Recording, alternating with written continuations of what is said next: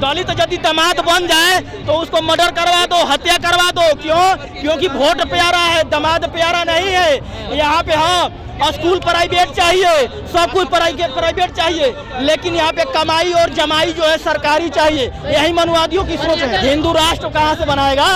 हिंदू है ये कहाँ? कोई कह रहा मैं ब्राह्मण हूँ, कोई कह रहा मैं क्षत्रिय हूँ, कोई कह रहा मैं शूद्र हूँ, तो हिंदू है ये कहाँ है? कहाँ हिंदू है? वो हिंदू नहीं कह रहा, हिंदू के नाम पे वो जाल बिछा रहा है। कंगना रनौत भी तो कह रही है कि 2014 में आदित्य पंचोली के साथ बंदरा में लड़ाई लड़ रही थी आजादी की, वो भी तो कह रही है। तो ऐसे नचनियों को, ऐसे पंडावाद, जो हमारे देश को सबसे ज्यादा किसी ने बर्बाद किया है तो पंडावाद ने। हमारे समाज के जो ओबीसी SC ST माइनॉरिटी के जो लोग हैं, इनको ये सोचना होगा और समझना भी होगा। यदि 2024 से पहले ये जितनी विपक्षी पार्टियां हैं, बाबा साहब ने कहा संगठित शिक्षित रहो, बनो संगठित रहो, संघर्ष करो। उन्होंने संगठित होने के लिए कहा, संगठन बनाने के लिए नहीं। लेकिन अपने समाज के लोगों ने अपने पैर में खुद कुल्हाड़ी मारा। आज रोडों पे कौन भटक रहा है? जो बाबा साहब की बातों को नहीं माना, जो बाबा साहब की बातों को माना, वो आज भटक नहीं रहा है। हमारे समाज के लोग अपने ही समाज के लोगों के साथ गद्दारी किया, इसीलिए बाबा साहब ने कहा कि मुझे पढ़े लिखे लोगों ने धोखा दिया। क्योंकि इन लोगों ने संगठन बना करके अपनी राजनीति रोटियां सेकना इन लोगों ने चालू कर दिया। तो ये बीजेपी कांग्रेस का ये लोग एजेंट बन गए। जो बाबा साहब कहते, मान्यवर साहब कांसी राम कहते थे कि चवनी भर हिंसा कांग्रेस का मत बनना या बीजेपी का मत बनना, आज वही ये कहते हैं कि हम देश बनाने की बात करते हैं। चुनाव से पहले ये खुद जा करके बन जाते हैं, गरीबों की हक अधिकार के लिए लड़ाई लड़ते लड़ते खुद अपने अमीर बन जाते हैं। बताइए ये कहाँ ओबीसी SC ST माइनॉरिटी का न्याय करते हैं? आप देखिए कि बाबा साहब के 22 प्रतिज्ञा से इनको हजम नहीं हो रहा है। यही राजेंद्र पाल गौतम को इस्तीफा दिलवाया जा रहा है। जो 22 प्रतिज्ञा का वो जो फॉलो नहीं कर रहे हैं। आज बाबा साहब की मूर्तियां कौन तोड़ता है और कौन तोड़वाता है? इससे फायदा किसको होता है? नेता तोड़वाते हैं। किससे तोड़वाते हैं? तो अपने कार्यकर्ता से जो तोड़वाते हैं, उसका राजनीतिकरण किया जाता है।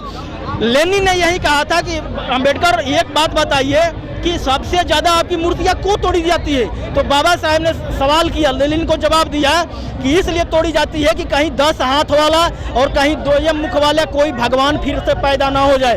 तो सबसे मेन क्या है कि हम अपने महापुरुषों की बातों को माने और समझे। जिस दिन हम अपने महापुरुषों की समझने लगे कि महापुरुषों क्या है, तो हमको भटकने की जरूरत नहीं पड़ेगा। मेरा नाम सूर्य प्रताप सिंह है, मैं बक्सर बिहार से हूँ। आप बिहार से हैं, दिल्ली में बाबा साहब की जयंती में कैसा लग रहा है? बहुत अच्छा लग रहा है। इस देखने से ये प्रतीत हो रहा है कि हमारा समाज सोया हुआ नहीं है, अब जगा हुआ है। क्योंकि देश में 75 साल आज़ादी को हो गए।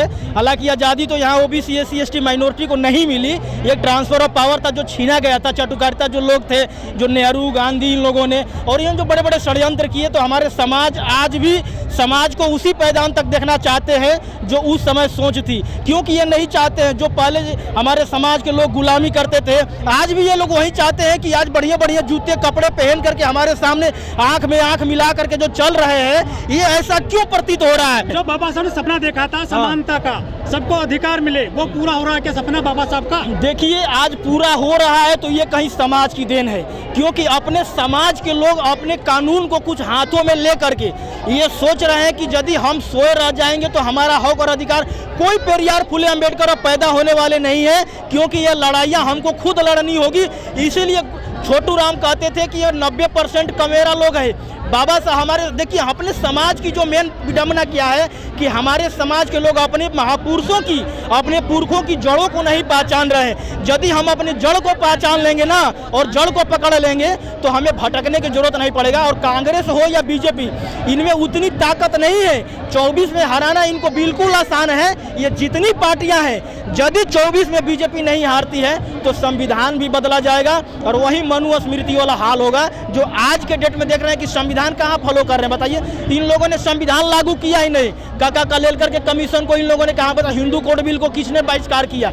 ये तमाम ये जितने बीज बोया हुआ है ये कांग्रेस का देन है, नेहरू ने तमाम, देखिए जितना देश में जितना श्रेय बाबा साहेब को जाता है, इनकी तमाम श्रेय को लूटने का काम कांग्रेस ने किया। देखिए मनुवाद दौड़ रहा है, इसलिए अम्बेडकरवाद नहीं दौड़ रहा है। कमी यहाँ है कि वो लोग अपने समाज के लोगों को यूनाइट करने में वो सफल हो रहे हैं। क्यों सफल हो रहे हैं? कि यदि मनुवाद के लोगों को समझा रहे हैं, कह रहे हैं कि हमें इनके खिलाफ ऐसे लड़ाई लड़ना है, तो जो एक चीफ जस्टिस हो या चपरासी हो, उसकी बात को मान जाता है। और हमारे बहुजन समाज में क्या है कि हमारे बहुजन समाज के लोग वो अपने अपने को साबित करने लगते हैं मंचों पे या कहीं भी कि हम ये हैं तो हम वो हैं, अपने आप को साबित। वो मनोहर साहब कांशीराम ने क्या किया, वो अच्छे भाषणकर्ता भी नहीं थे। उन्होंने रोपड़ में एक संगठन के लोगों ने सवाल किया कि कहीं आप भी बिक जाएंगे तो फिर क्या होगा, तो बोले कि यदि मैं बिक गया तो मक्खन में मक्खी की तरह हमको निकाल करके फेंक देना। मनोहर साहब कांशीराम के उतना पैसे भी नहीं थे, इतने अच्छे भाषणकार, लेकिन लोगों को संगठन जोड़ने में कामयाब हुए थे। तो अपने समाज के लोगों को देखना होगा, सोचना भी होगा, समझना होगा कि हमें 24 से पहले क्या करना होगा। नेताओं के साथ साथ जो कार्यकर्ता है, कार्यकर्ता को भी एक मंच पे आना होगा, नेताओं को भी एक मंच पे आना होगा। और नहीं तो मैं ये खुले दावे के साथ कह रहा हूँ कि यदि 24 में बीजेपी की सरकार बन गई तो समझिए कि फिर ओबीसी SC ST का कोई भला होने वाला नहीं है। लेकिन सभी पार्टियां बाबा साहब को कंधे पर लेकर चल रही हैं आज की डेट में। हाँ, वो तो उनका राजनीतिकरण करना है, प्रोग्राम नहीं है। हम लोग के बहुजन समाज के बाबा साहब का जो मिशन है ये उसको ये भरने भांगने के लिए आया था, ये बहुजन समाज का नहीं है। ये हाँ, ये तो यही तो करते हैं कि ये उसके भेष में जाकर के उसमें ढुक जाते हैं, न वो बोलते हैं न किसी को बोलने देते हैं, क्योंकि वो लोग अपना उल्लू सीधा करना चाहते हैं। समझना अपने समाज के लोगों को है, क्योंकि इनको ऐसा समझना पड़ेगा जैसे प्याज में छिलका होता है, उसी तरह ब्राह्मणों और मनुवादियों के अंदर लेयर बाई लेयर होता है। एक लेयर निकालिएगा तो उसके अंदर दूसरा लेयर जुड़ा रहता है, उसी तरह मनुवादियों के अंदर होता है। उसे हमें कैसे बाइकाट करना है, दिमाग से हमें कैसे लड़ाई लड़ना है, हमें सोचना होगा, समझना होगा, क्योंकि अब वो वाला दौर नहीं है। आज दिमाग की लड़ाई हो गया है। अपने समाज के लोगों को ये समझना होगा कि हम कैसे इस षड्यंत्र को हम हासिल करेंगे। ये नहीं होने देना चाहते हैं, क्योंकि इनकी सोच जो है बहुत पहले वाली सोच है। आज भी वही पैदान पे समाज को रखना चाहते हैं। हिंदू राष्ट्र बन ही नहीं पाएगा। इनके अंदर औकात है तो हिंदू राष्ट्र बना करके दिखाए, इनके अंदर काबिलियत है, ताकत है तो हिंदू राष्ट्र बना करके दिखाए। क्योंकि आज तक संविधान फॉलो नहीं किए। बाबा साहब की 22 प्रतिज्ञा से इन लोगों को नफरत है, बाबा साहब से नफरत है। हिंदू राष्ट्र कहाँ से बनाए? इस हिंदू राष्ट्र में यहाँ बहुजन समाज को कहाँ रखेंगे ये? आज वो बहुजन समाज को 90% लोगों को 49.5% आरक्षण और 10% लोगों को 15% लोगों को 10% आरक्षण दे दिया गैर संवैधानिक तरीके से। बताइए, ये देश में धर्म के नाम पे देश चल रहा है, संविधान से कहाँ देश चल रहा है? खाली देश को जितना धर्म और पंडावाद ने जितना देश को बर्बाद किया है, अपने समाज के लोगों जिस दिन सोच जाएंगे, समझ जाएंगे कि हमें ब्राह्मण का वोट नहीं चाहिए, हम इनके खेतों में नहीं जाएंगे।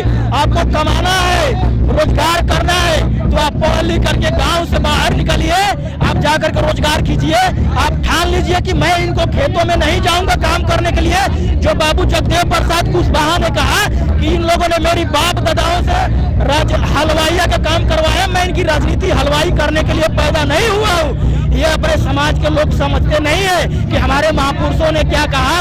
इसीलिए छोटू राम ने कहा कि मेरे भोले किसानों, मेरे भोले लोगों, पहले 2 बात की पहचान हो, दूसरा बोलना सीखो, दूसरा दुश्मन की पहचान हो। न बोलने की लोग न बोलना सीखते हैं, न दुश्मन को पहचान। ये अपने समाज के लोगों को दुश्मन समझ लेते हैं। ये नहीं सोचते हैं कि हमारे समाज के लोग कौन है।